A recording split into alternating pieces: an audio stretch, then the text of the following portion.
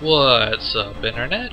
This is Rambling Josh, and you're watching another episode of Let's Play Final Fantasy X. Today, before I get started, there's two things I forgot to mention that I wanted to mention. First off, for the ribbon ability, which I can actually show here now because I got a couple dark matters from those Aeons. I mentioned before how it takes a ton of dark matter to customize, but I didn't really mention how to get it. So, you need 99 for ribbon, and for the first one, obviously, you can use the 99 that you get from capturing 6 of every monster. But for the second 99, the best way to get it is from killing monsters in the monster arena. And the chances are, you're going to get a ton of dark matter just from getting the spheres that you need to max out your stats in the sphere grid here. But if you don't, just kill Vidatu over and over again. Because I say Vidatu because he dies in one hit. The Sleep Shroom also dies in one hit, but he has a high chance to ambush you, so it's faster to go with Vidatu. And the other thing that I wanted to mention was that I actually also worked on Yuna. I didn't work on her very hard. She's not one of my main 3 characters. Like she doesn't have high luck. But as I mentioned in several episodes ago, if I want to use Yuna to bring out an Aeon, she has to be fast enough to keep up with the enemy to be actually not just be a liability. So after I went around the grid and maxed out Tidus, Waka, and Riku, I followed them later with Yuna, and I was just planning on getting her whatever stats I could, but she happened to get maxed out stats. So if I choose to use her, then I can. Although her luck is not high enough to actually hit most of the Dark Aeons. So yeah. Next, last time we killed Dark Ifrit, so now we want to kill Dark Ixion. You don't have to go in order. I just feel like going in order. So for Dark Ixion, we have to come to the Thunder Plains. And you can... Okay, well you can't anymore see, but... Oh, now you can see again. There in the distance, there's a fellow standing next to the lightning rod there. So talk to him, and he calls us a heathen,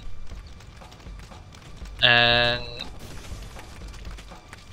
they really like running away from us after insulting us.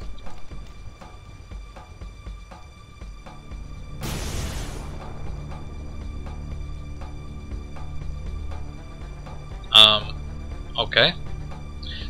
Like I said, these little scenes aren't voiced.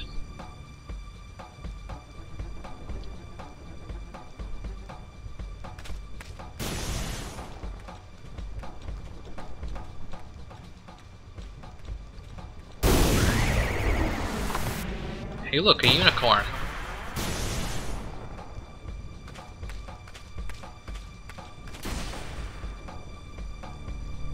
I guess they summoned Dark Aeons.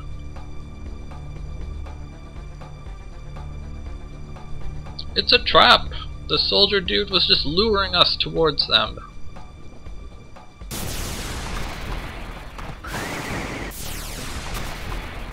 And now we fight Dark Aeons.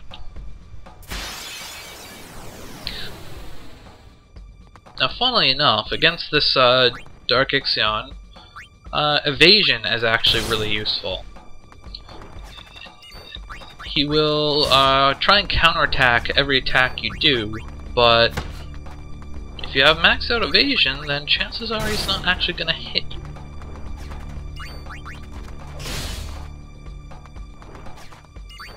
I think Dark Aeon has like 1.4 million health, something like that.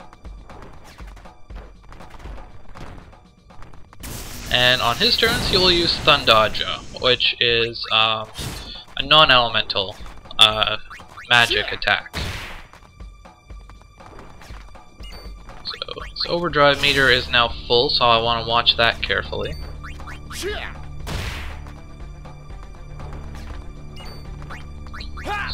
So now, this is the last turn before the boss, so I want to switch in Yuna. And let's summon Ixion, just because it's ironic.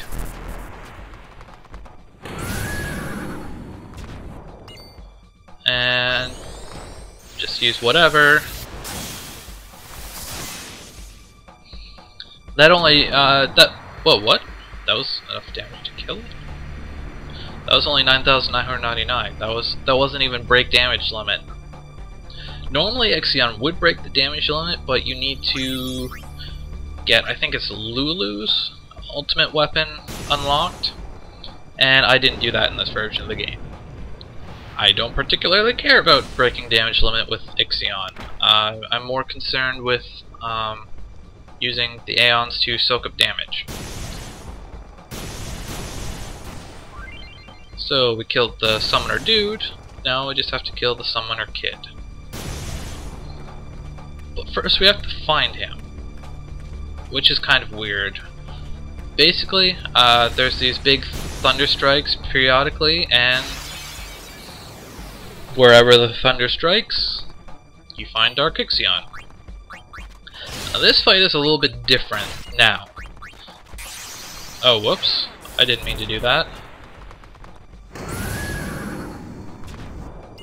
That's what I get for not watching what I'm doing. He doesn't counterattack anymore. And actually, I didn't mention it, but the last time I fought him, when his overdrive is full, he doesn't actually use his normal overdrive, Thor's Hammer. He only uses Arrow Spark, but this time, if his overdrive fills up, he will use Thor's Hammer. Although because he doesn't counterattack, this second time is actually probably easier.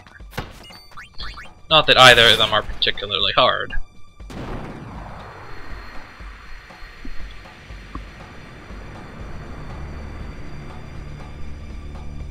And that is that. Now we've killed both of Ixion's little summoner friends. And we're free to go. Now, I want to talk a little bit briefly about why I'm not using Yuna as one of my core party members. And there's two reasons. One of them I'll explain more down the road, but next we're going for Dark Shiva, which is Lake Makalania. Just getting that out there. So the reason I don't want to use Yuna as one of my core party members is because basically the only reason she's there is to summon Aeons to soak up big hits. And so ideally you want to get as many hits in as you can, and then on the last turn before the boss goes, you want to summon an Aeon.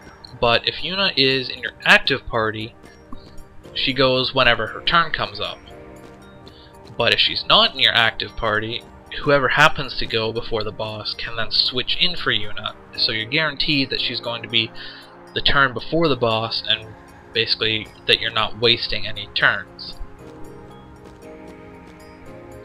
And that is kind of important in some fights. And luckily, because her stats are good, she can at least she's fast enough that she isn't a liability when she is in your party. But ideally you want to switch her back out for whoever switched in for her when the time comes. So to fight Dark Shiva, we return along Lake Makalania. We come back to Bavel Temple, which you can't actually get back in, although there's always rampant rumors that you can, but that's not the case.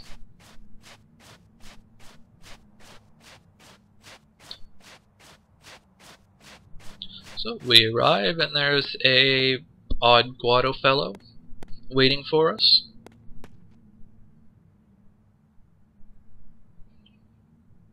And he summons Dark Shiva on us.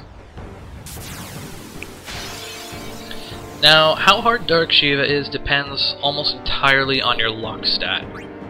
She only has 1.1 million health, so she dies real quick.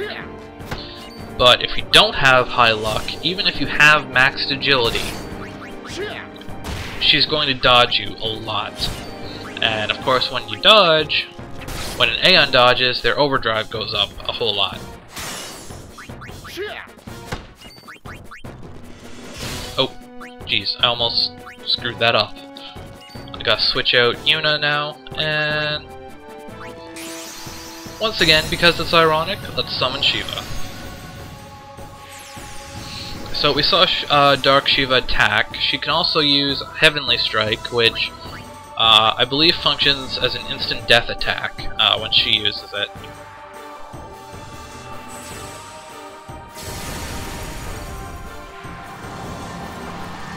You know, I don't think I've ever actually seen a Dark Aeon use their overdrive on their normal Aeon counterpart. I've tried, but it never actually seems to work out that way. I wonder if you end up absorbing it.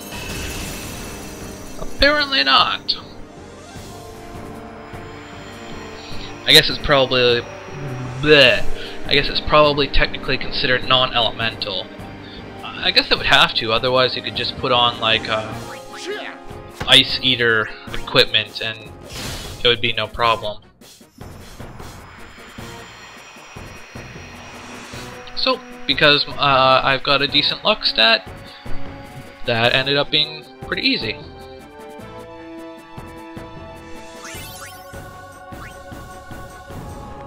And now, for some reason, the Watto dudes chase you out again, which is kind of annoying. If for no other reason than because the enemies that you face are the same enemies as the last time you got chased out, so you're fighting enemies that were easy like 70 hours of playtime ago. So really this whole sequence doesn't really serve to do anything but annoy you. So now that we've made our escape, we are good to go. So I'm gonna find my way to Saesir, and I will see you again next time on Let's Play Final Fantasy X. Catch you later.